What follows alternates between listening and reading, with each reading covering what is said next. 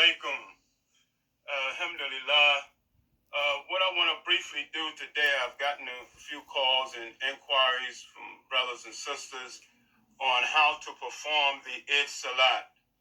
I know normally under the normal circumstances, many of us, we've just followed the imam or the person that has been leading the Eid Salat, and so we may not have taken note of how to perform it. Whereas in this situation here, we will be performing the Eid Salat on our own, in our own homes or in our own situation. So I just thought I would try to help out in the best way that I could and just mention how the Salat is performed. And since we're in the Eid, I say Eid Mubarak, may everyone have a blessed Eid. It'll come in here in America on the 24th of May. So alhamdulillah, just want to go through a few things just to help someone, just in a couple of minutes, how you would perform the Eid Salat. It's basically the same. There's a few variations on the takbirs. The main number in the takbirs, Allahu Akbar, is 12. And I've read where some say 6 and 6. You may be more familiar with 7 takbirs and 5 and 7. But just briefly, just want to demonstrate for the brother, the sister, anyone that will tomorrow be performing the Eid Salat, which is done at what is called Duha. You know, there's a surah called Duha, the glorious morning light. And that surah, that Duha, is the prayer is between 8 and 10. Duha time is after Fajr and before Dhuhr. So, just to say and to help, there is no adhan and there is no iqama for the Eid Salat, either one, the Eid al-Fitr or Eid al-Ahad. Salatul Fitr or Salatul Ahad, right? So the way the Salat is basically the same, but it's very, very different. For example, there's 2 rak'ah, and if you were going to do, it comes to 12. So we would do it, you would say 5 in the first takbir, in the first rak'ah, or 7, but we're going to demonstrate 5. Let's say 5. You would just start the prayer, no iqama, no adhan. You say, Allahu Akbar. That's 1. Allahu Akbar. 2. Allahu Akbar. 3. Allahu Akbar. 4. Allahu Akbar. 5. Then from there, you will go into Al-Fatiha, oft repeated verse. And you will recite after that whatever you know, what verse, what you know was surah from Quran. Now we can read where Muhammad the Prophet recited certain ones, Qaf or Al-Allah, but you recite what you know of the Quran after you do the 5 takbirs in your first rak'ah. Then after that, you will go to your regular formality. Allahu Akbar, you will go to ruku. Then after ruku, you come back up. Then you will go all the way down again as normal and perform in sajda, in jalsa, saying the same things. Allahu Akbar, each movement. And then you will come back up, very basic, quite different, but very basic. Then you will come up and you will say, Allahu Akbar, 1 time. Allahu Akbar, 2 times. Allahu Akbar, 3 times. Allahu Akbar, 4 times. Allahu Akbar, 5 times. Allahu Akbar, 6 times. Allahu Akbar, 7 times.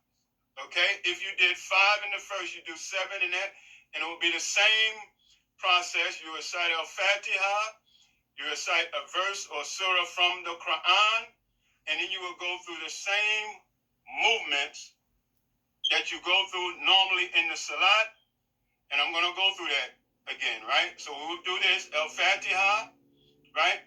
Then say Allahu Akbar, and you say Subhana Rabbil Azim, then you come back up, Sami Allahu liman hamida, and then you say Allahu Akbar, Subhana Rabbil Ala, Subhana Rabbil Ala, and you say Allahu Akbar, and then you will go back down again, normal prayer,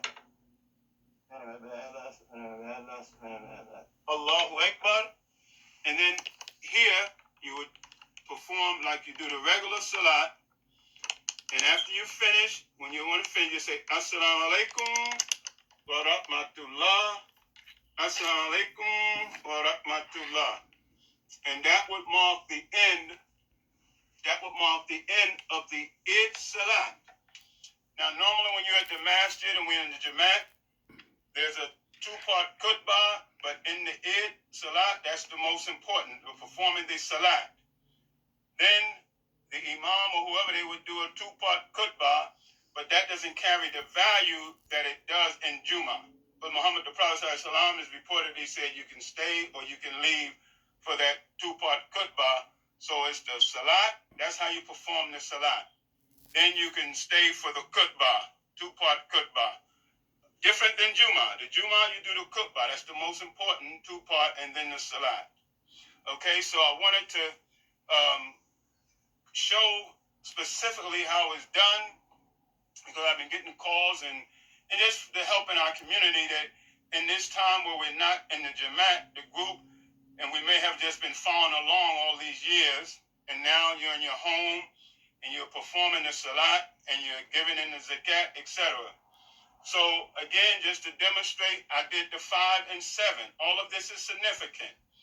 If you did 5, you can have in your mind that there's 5 pillars. Muhammad the Prophet received the first 5 revelation, right? And then he received that in the 7th century. If you do 5 and 7. And we turn towards the Kaaba. When we go there, we go around it 7 times. And we perform Sa'id back and forth 7 times. And Al-Fatiha is 7. So all of that. But in all of that, Allah is greater. Now, if you can do it this way, and you will probably hear a lot of people perform it. It's all the same. The main number is 12. If you know Adhan, no Iqama. If you decide, well, you're going to go 7. It's the same thing. First, you stand, you say, Allahu Akbar, that's 1. Allahu Akbar, that's 2.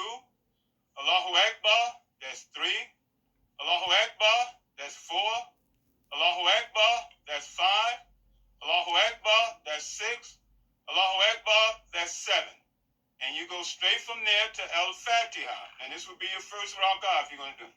And you do Al-Fatiha, and then you will recite a verse or a surah from Quran, and then you will go from there again to Ruku, and then you'll come back up to Qiyam, and you'll go down to Sajda, and then Jalsa, then Sajda, then you will come back up for the second rak'ah. It's only 2. And if you were doing 7 and 5, now you would come up, Allahu Akbar, then you would start 5. Say Allahu Akbar, 1. Allahu Akbar, 2. Allahu Akbar, 3. Allahu Akbar, 4. Allahu Akbar, 5. And then you would go straight into Al-Fatiha, and you would perform the Salat like you normally perform it. And after you finish, you would salam to the right and salam to the left. I just wanted to take a few moments just to go over that for many of us who may not have done it alone before. In this situation, we have to do it by ourselves. But that's basically how you perform the Eid Salat. And connected to that, you give your sadaqah before that, right? So, dear believers, we pray that we've said something that can help you. But remember, no adhan, no iqama is done at duha time between maybe 8 and 10 in the morning. Okay, you go through that, and then you have completed the salat. We want to make note here to let you know that, to remind us that we go through Ramadan, which is the 9th month, but the Eid itself is in the 10th month. Okay? So this is in the 10th month when we're performing this salat.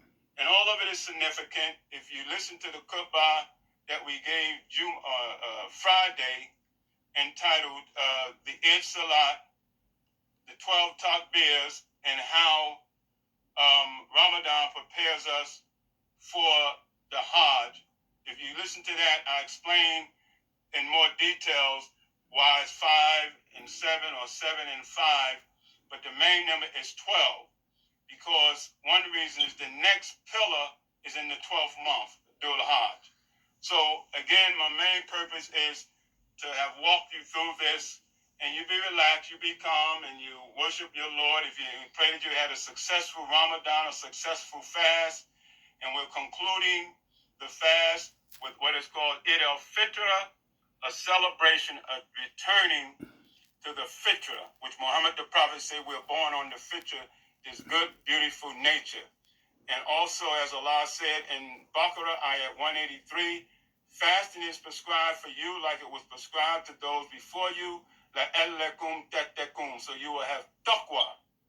So if we went through this fast, and Allah allowed us to increase in our taqwa, and then Allah allowed us to celebrate that for returning to that fitra, that beautiful nature which is embedded with the taqwa. So again, love you much. We love each other, and we say Eid Mubarak, and have a blessed Eid, and enjoy your Eid in a whole different world, a whole different way. But Allah is always, always, always in charge, and always trust in Allah, brothers and sisters. Enjoy your Eid. Alhamdulillahi Rabbil Alameen. May Allah forgive us, guide us, have mercy on us, and bless each and every one of us. Assalamu alaikum.